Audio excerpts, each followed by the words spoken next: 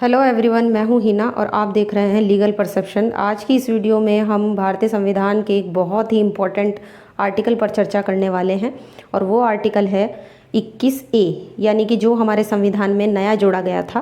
पहले ये संविधान में नहीं था, लेकिन बाद में 86वें संवैधानिक संशोधन अधिनियम 2002 से इसे संविधान के मूल अधिकारों में शामिल किया गया। बहुत ही छोटा सा आर्टिकल है और समझने में भी बहुत ज़्यादा सिंपल है। और इसमें देखेंगे कि इसमें आखिर कहा क्या गया है। तो सबसे पहले देख लेते हैं कि ये आर्टिकल कहता क्या है। तो इस आर्टिकल में कहा गया है कि राज्य के द्वारा 6 से 14 साल तक के आयु के जो बच्चे हैं उनके लिए फ्री और कंपलसरी एजुकेशन की बात करता है, यानी कि निःशुल्क और अनिवार्य शिक्षा का प्रावधान ये आर्टिकल करता है। काफ़ी इम्पोर्टेंट है।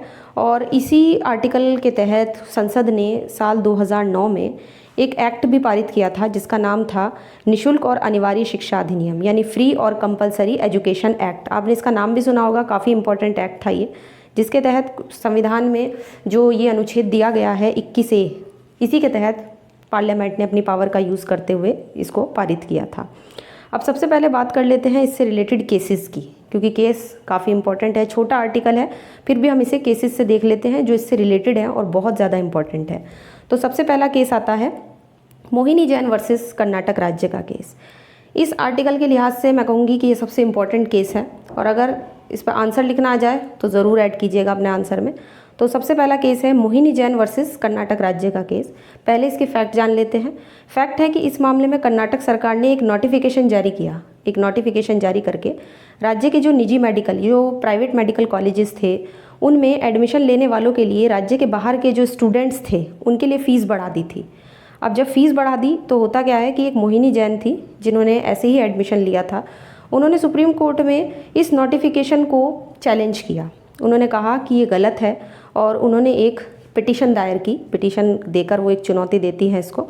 इसके बाद होता क्या है कि जस्टिस कुलदीप जो है, काफ़ी इसमें जज का नाम इम्पॉर्टेंट है, तो जस्टिस कुलदीप और जस्टिस RM सहाय, ये दो जज की बेंच थी जिसने 30 जुलाई 1992 को जजमेंट दिया था और कहा था कि ये राज्य की जिम्मेदारी है, ये स्टेट की रिस्पॉन्सिबिलिटी बनती है कि वो अपने नागरिकों, अपने सिटीजन्स की गरिमा का सम्मान करे और उनको प्रोटेक्ट करे, उनको संरक्षण दे। इसके बाद एक और इम्पॉर्टेंट बात कि सुप्रीम कोर्ट ने और क्या कहा इसके बारे में। तो सुप्रीम कोर्ट कहता है कि शिक्षा का जो मूल अधिकार है वो अनुच्छेद 21 में दिए गए प्राण और दैहिक स्वतंत्रता के अधिकार में शामिल है। यानी सुप्रीम कोर्ट ने इस आर्टिकल के तहत ही बहुत ज़्यादा इस चीज़ को इम्पोर्टेंस दी। और उसके बाद ही देखिए कैसे, मतलब इस आर्टिकल को कैसे नया ऐड करके इसमें जोड़ा गया है, शिक्षा के मूल अधिकार को कैसे फंडामेंटल राइट में ऐड कर लिया गया। जजमेंट जो था वो 30 जुलाई 1992 का था, लेकिन आर्टिकल को ऐड किया गया है 2002 में 86वां संविधान संशोधन पारित करके। इसके बाद होता क्या है कि कोर्ट क्या कहता है इस मामले में। कोर्ट कहता है कि शिक्षा के बिना कोई भी व्यक्ति अपने मूल अधिकार का प्रयोग नहीं कर सकता, यानी बिना शिक्षा के किसी भी व्यक्ति को मनुष्य नहीं बनाया जा सकता। एजुकेशन बहुत ज़रूरी है, बहुत कंपलसरी भी है, लेकिन कोर्ट ने ये नहीं बताया इस केस में कि किस उम्र तक के बच्चों के लिए शिक्षा ज़रूरी है। मोहिनी जैन के बाद दूसरा इंपॉर्टेंट केस है उन्नी कृष्णन वर्सेस आंध्र प्रदेश राज्य का केस। ये भी बहुत इंपॉर्टेंट है, मैं यही कहूँगी। और इस केस में क्या हुआ था कि जो मोहिनी जैन के केस में कोर्ट ने जजमेंट दिया था उसी को बढ़ा दिया गया, यानी उसी का विस्तार कर दिया गया एक तरीके से, और कहा कि आर्टिकल 21 में जो शिक्षा का अधिकार है वो एक मूल अधिकार है, एक फंडामेंटल राइट है।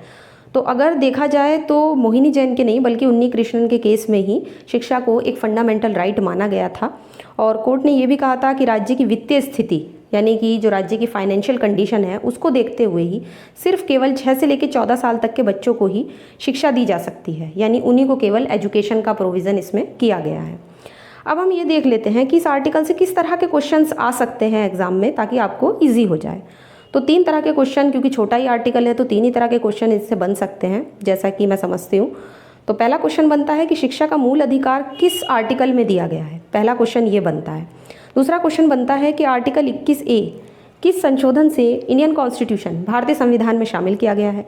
और तीसरा क्वेश्चन बनता है कि किस अनुच्छेद, यानी किस आयु के बच्चे तक को अनुच्छेद 21A में शिक्षा का अधिकार दिया गया है। तो ये 3 क्वेश्चन बनते हैं और तीनों ही मेरे लिहाज से, अगर आप यूपी जुडिशरी की तैयारी कर रहे हैं तो उसके लिए इनमें से यही 3 क्वेश्चन बनकर आ सकते हैं। इसमें अमेंडमेंट पे क्वेश्चन भी हो गया, कितनी आयु तक के बच्चों को शिक्षा का अधिकार दिया गया है ये भी हो गया, और शिक्षा का मूल अधिकार किस आर्टिकल में दिया गया है। तो मैं आशा करती हूँ कि आपको हमारा ये वीडियो पसंद ज़रूर आया होगा, और अगर वीडियो पसंद आया है तो वीडियो को लाइक कीजिए, शेयर कीजिए और हमारे चैनल को सब्सक्राइब ज़रूर कीजिए, ताकि आने वाली वीडियोस का आप बेनिफिट ले सकें। और अगर आप PDF लेना चाहते हैं तो आप हमारे लीगल परसेप्शन टेलीग्राम से PDF भी ले सकते हैं।